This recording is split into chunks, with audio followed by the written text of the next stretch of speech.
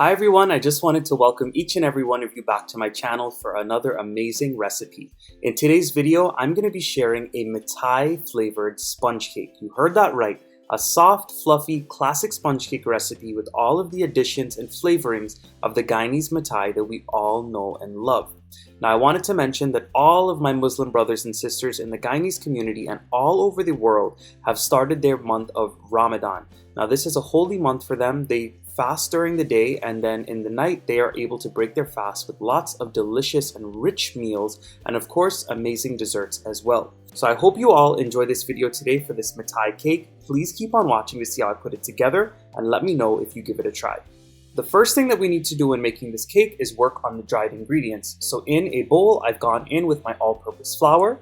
I'm going to go in with my baking powder, and I'm also going to be going in with some salt. And now we're going to flavor it up with those Mithai spices. So I have my roasted and ground anise seeds. This is going to give it that beautiful licoricey flavor that Mithai is known for.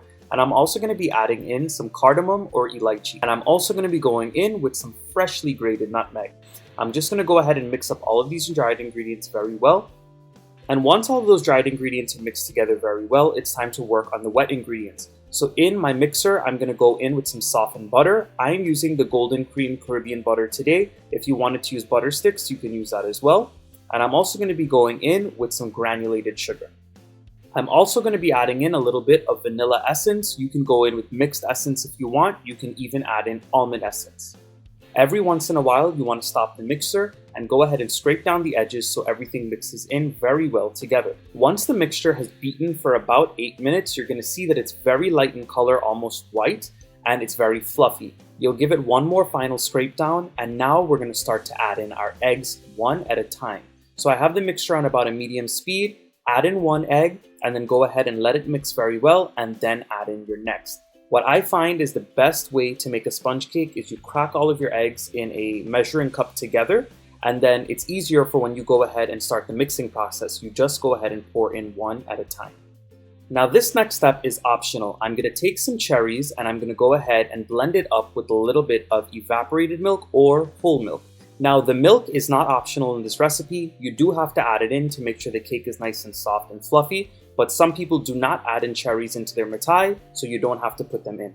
I usually put cherries in my Mithai, so that's why I'm going to blend these ingredients together. Once you've gotten all of your eggs mixed in, you're going to lower the speed of your mixer, and then you're going to go ahead and add in half of that flour mixture or the dried ingredients that we mixed up earlier.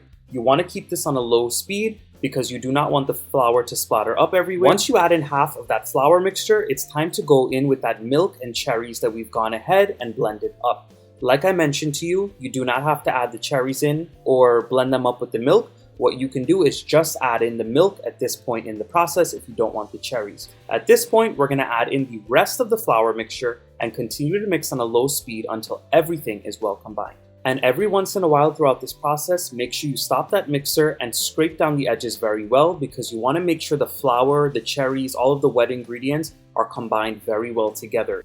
So once you finish mixing your cake batter, you're going to go ahead and put it into a prepared dish that you've buttered and floured very well. If you wanted to use parchment paper and cut it out and put it on the bottom of the pan, you definitely could do that as well. This one right here is an 8-inch pan that I'm using. A 9-inch pan would also work very well. And I'm going to smooth out the top of this and I'm going to pop it in my oven that I've preheated to 350 degrees. Once you pop the cake into the oven, you're going to lower the oven to 325 degrees and you're going to let it bake from anywhere from 30 to 45 minutes. Sometimes the cake takes longer, sometimes it takes shorter. It depends on your oven, depends on the size of the cake, the size of the pan, and just depends on a lot of different factors. So once my cake was done baking, I inserted a toothpick in the middle, and when it came out clean, I knew it was done. I let it cool in the pan for about 45 minutes to an hour. I took a knife and ran it around the sides of the pan, and then I took out the cake from the pan and put it on my cake pedestal. At this point, we're going to start working on the glaze. So in a little bowl here, I have some powdered sugar or icing sugar. I've added in some anise seed that I've gone ahead and roasted and ground as well.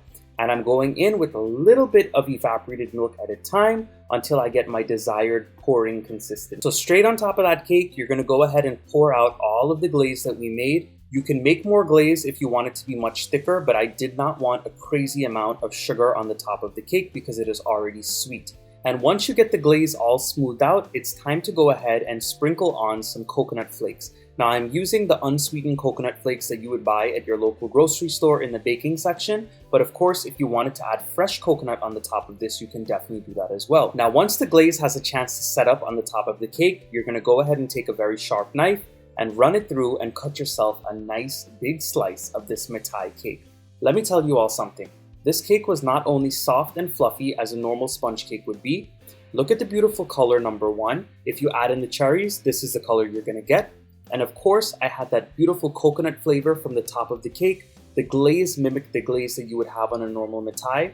And of course, by adding in all those flavorings like the anise seed as well as the elaichi and nutmeg, you ended up with something that tasted exactly like a soft Mithai. I'm wishing everyone that is celebrating in this month of Ramadan many, many blessings. I hope you put this on your next menu that you are making for dinner, for dessert, whatever the case may be, and I hope you all enjoy.